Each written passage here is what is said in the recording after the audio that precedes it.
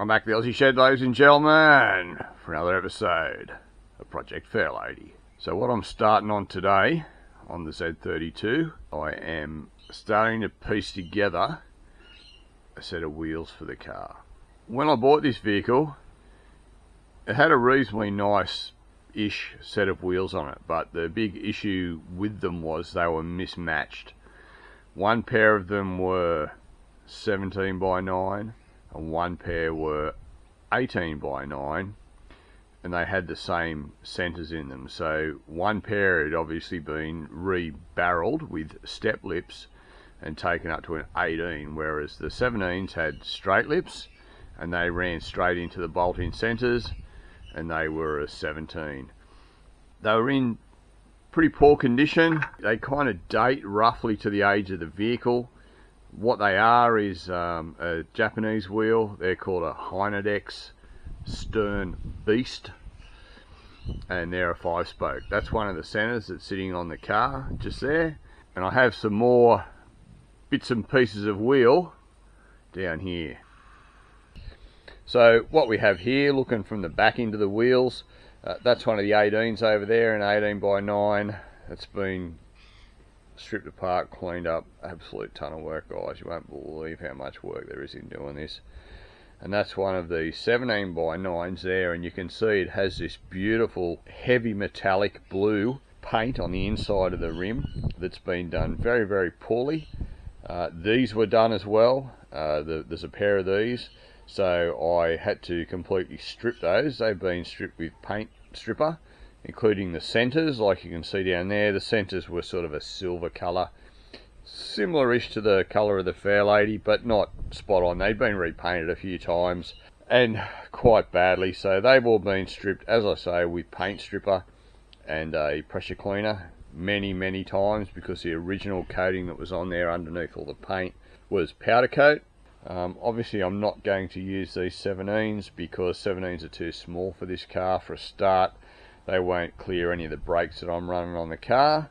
So what I've done with the 17s is I've pulled the centers and all the bolts and valve stems and all that sort of stuff out of them to be reused, and I'm going to order new rims. And what were the 17s will now be 18s for the back, and what were the 18s, which were on the back before, they're going to be on the front as an 18 by 9. So that's the end of that. Now, I don't mind these wheels. They're not probably my first choice, but I still like them a lot. And the fact that I have them, I can build them into a full set of wheels for the car for a lot less than it would cost me to buy a new set of wheels. And I get the specs that I want without having to worry about all of the variables associated with fitting wheels to something like the Fairlady. So what I already know is I can fit the 18 by 9s on the front. The offset works with what I want, but unfortunately, because I'm running Akibonos on the front, the Akibonos won't clear the wheels, or the wheels won't clear the Akibono calipers. So what I'm going to do, unfortunately, I'm going to ditch the Akibonos off the front. I'm going to a different brake caliper, something still quite large, but has better brake clearance. The problem with the Akibonos is they're quite fat, and for me, with these wheels, that's the problem. So I know I can use these on the front with a different caliper, so that's what I'm going to do. As far as the back goes, these faces clear the rear Akibonos absolutely fine, so I'm going to stick with the large discs and the Akibono rear calipers, and I'm just going to go to a large Brembo caliper on the front, like an 18Z or something like that, which I know will fit with these wheels. So what I'm in the process of doing is working on the rear of the car. Now, that's where all the work that I'm focusing on in this video is going to be. So I'm filling the guard as much as we can, getting the right offset, and of course brake clearance, which we've already checked. So let's pop up and have a look at the Fairlady. So this is one of the centers out of the wheels, guys. I've had this mounted on the car to make various measurements from, mainly related to brake caliper clearance, and you can see that this clears the rear Akibono caliper, no worries at all.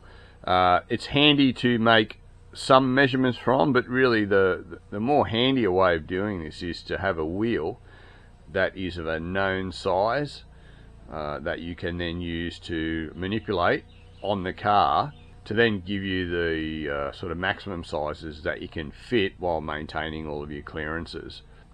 So most of you will probably be aware that on the inside, on the inner guard section, the limiting factor is this lower control arm in this area here.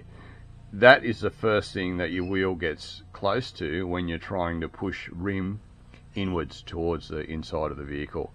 That is always the limiting factor. You basically go in until you run up against that, and it is quite common for people to grind into this edge here because there is a lip that sort of turns out. It doesn't really affect the structural integrity of this arm if you remove some of it.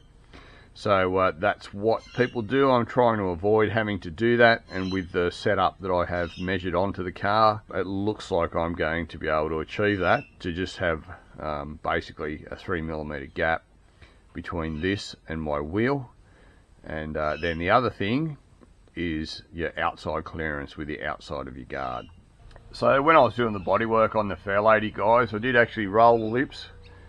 It's all rolled up in there, and I have trimmed away at the bumper bracket up in there, which is another thing that you'll run into trouble with when you're trying to fit the biggest wheels possible that you can on these things. So they're basically the two limiting factors. As I say, on the inside it is that lower control arm, and on the outside it's, you know, your lips on the top, this bumper bracket here, and then you start coming down to things like personal preference, you know, how much camber you want to run and all that sort of thing.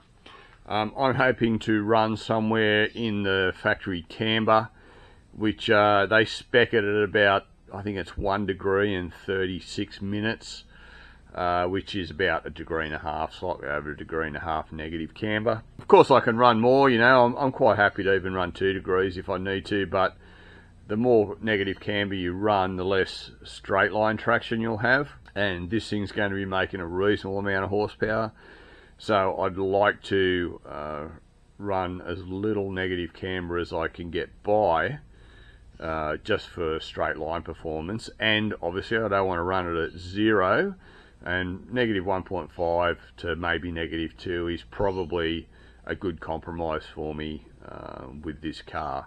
So again, for that reason, I want to be able to fit as much rubber under the back as I can, which is why I'm going to all the effort to build a custom set of wheels for it that I can tailor to my needs. So as I say, I do have 2 complete wheels, which will end up being the front wheels, but I'm using those on the back as well as just the centers to get me all the measurements that I need to be able to, you know, 100% define what's going to suit this car and my needs perfectly. So I have one of the wheels down here, one of the front ones, and I have measured these wheels in every way possible. I know the offset, I know with the split rims, because we do have a front lip and an inner barrel on these, and you know, the position of the joint and all that sort of stuff, how it bolts to the face.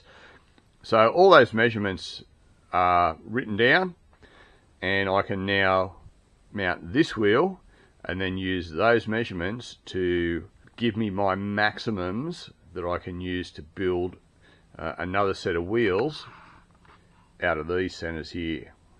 So what I'm going to start by doing, guys, I'll just get rid of this center, and I'll get that other rim mounted, but I've made a couple of spaces up which I'll give you a look at first. So what I've got here, guys, is some spacers. There's 3 of them. They're 1/2 inch spacers. So what I'm going to do here, I'm just going to slip them over 3 of the wheel studs. Now they're just a simple thing. I just turned them up on the mini lathe.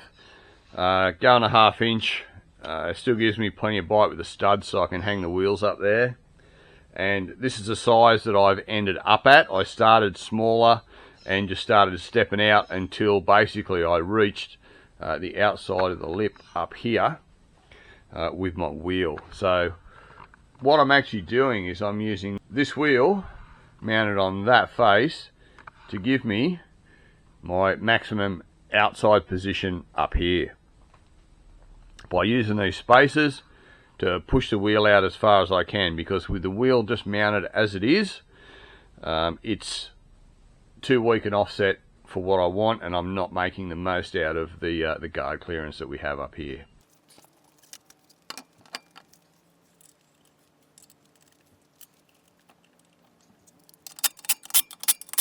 So basically that's how that works. So that's got me pushed out here, and what that's doing is that's bringing the wheel out this way to the position that I want. Now this looks like it's got a bit too much poke at the moment. That's because the suspension's in full droop.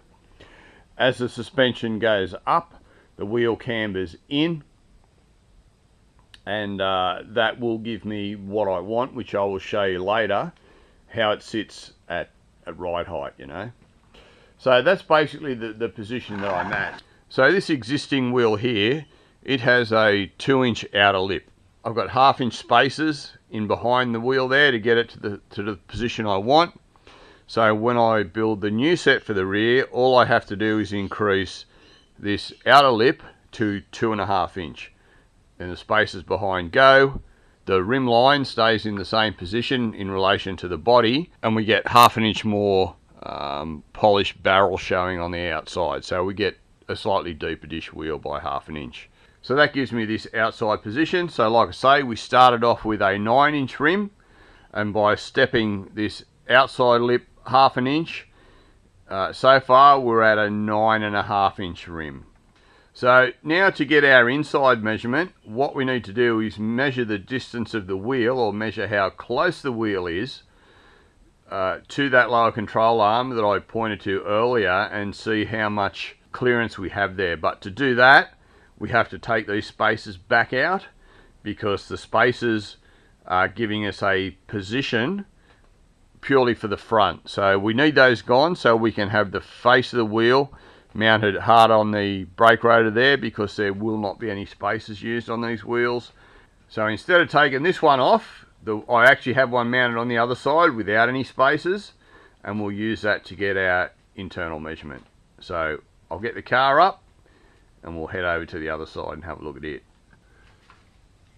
So as I was saying, this position here, this is our problem area. This is the area that we need to take into consideration with our inner portion of the wheel size to get the maximum that we can fit in there. So what I have there is about 1 inch. I have slightly over 1 inch. So that's absolutely perfect for me. So what that means is I can now increase the inner barrel on the new wheels by 1 inch or 25 millimeters. So originally, as I say, this was a 7-inch inner barrel with a 2-inch outer lip, which gave a 9-inch rim. We just talked about increasing the outer lip by 1/2 inch, which would have given us 9.5 inches. Now we want to add another inch to this inner barrel, which gives us a total wheel size of 10.5 inches for the back. Doing the calculations on how that now works with the centers, that gives me an offset of around plus 45, I think it is, from memory. Plus 45? Yeah, I think it's plus 45. I'll write that in the description anyway. I'll go back over my notes to make sure. So yeah, that's what I've ended up with through these calculations and through mocking up these wheels. 18 by 10.5 plus 45 offset. These wheel centers will be removed and repainted. All the hardware is being replaced. All the valve stems are being replaced. New wheel nuts, new centers, new center caps, I mean, etc, etc. New tires, of course. And we should end up with a pretty decent looking set of wheels. So what I might do now, guys, is get the car on the ground and do a rough string alignment on it. Because another step in the process of doing this is you really need to make sure that your rear wheel alignment, as in particularly toe in or out and camber, is in roughly the right position, because it will affect your measurements on how much wheel and how much tyre you can fit. What I'll do now, I will bring the car down onto the ground, probably onto a couple of blocks of wood, set it up at ride height, run some strings, and check and adjust the rear alignment settings, and double check the measurements. Hang here, guys, and I'll set all that up and we'll run through it all. So this is how I'm getting my wheel position correctly, guys. I've just done a quick and dirty string setup for just to do a rough string alignment, and it's really simple to do something like this. So all I've done here is I've created a parallel line down either side of the vehicle. I've got it set at about 2.1 meters apart. That doesn't really matter as long as you've got clearance on the car on either side, and have it set the same distance either end. So you can see I've just got a metal bar clamped onto the benches at the front here that I can then anchor the rope to, and then down the back I'm just attached to those little shelfy things on rollers, and I'm just moving those in and out. So I've got them set to the height of the center of the wheel, like you know, middle of the axle height kind of thing, to give me the best possible measurement on the wheel. As far as getting the lines positioned properly, you just have to get them the same distance off either side of the car. On the back, I'm just measuring like through from the line through onto the brake rotor on both sides, getting the line centered and keeping the distance even between the lines. And then on the front, I'm just measuring up to the chassis rail in there, and then coming out to the line on both sides, getting the same measurement, and then just double checking the distance between my strings just to make sure that they are both exactly the same. So you just have to keep double checking all your measurements, guys. So ideally what you want is your strings front and back the same parallel measurement. So here I'm going 2.1, and also have it reading the same measurement from your string to the car at the front using some datum, and then the same on the back. As I say, I'm measuring from the line to the brake rotor on both sides, and then from the front I'm going from the line to the chassis rail. So what that's doing, it's allowing me to get a quick and dirty reference to the toe in on the rear wheels. So very easy to do. Once you get to this point, just measure off your wheel to your string line at the front, measure off your wheel to the string line at the back, and then fiddle with your adjusters until you can correct that, you know, turn the toe in or out until you get that right. And the next thing you've got to do is your camber. All I'm using for this is a little bit of aluminium, whatever, and you can use whatever you want for this. And I just have it cut so that it'll just sit neatly on the wheel there, you know, like so. And I've mounted this little metal plate on there, and the reason I have that there is so I can mount a magnetic angle meter on there like that. Then all I have to do is sit it here on the wheel like this, and you can see the measurement there, 1.5. That's giving me a reading of negative 1.5 degrees camber. So that's what I'm using to set this up. So this back wheel, or the same on both sides, they both have 0 toe and minus 1.5 degrees camber.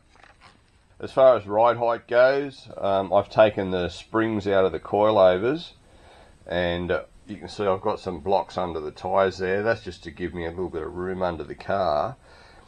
So I'm just using the hoist to move the wheel up and down inside the guard to give me the ride height that I want, again, because everything affects everything else. As your height changes, your camber changes, even your toe can change. So you really want to get the ride height first before you then go frigging around with things. So you can see what I've got here. If I just bring this over, that wheel is pretty much dead flush with the outside there.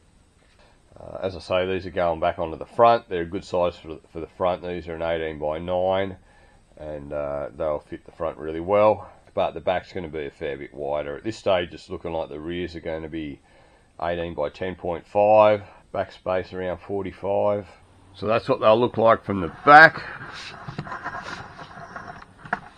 If you bring this in line here,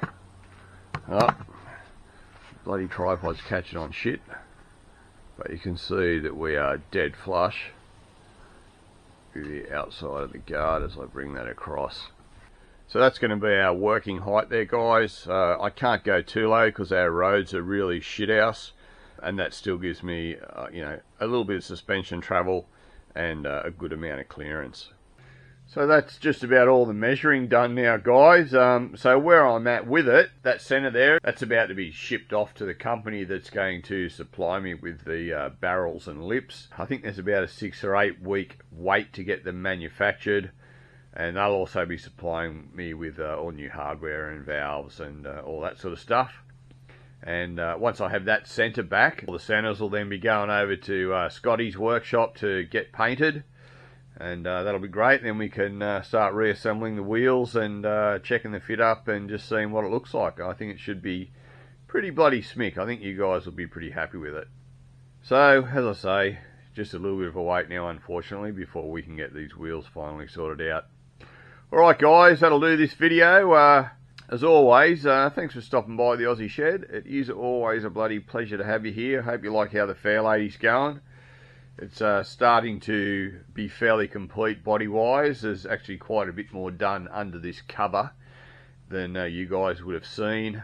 I'm going to save that for another video so we can sort of go right over it and have a bit of a look. You can probably tell all the glass and everything's back in now, just from the way the cover's sitting on there.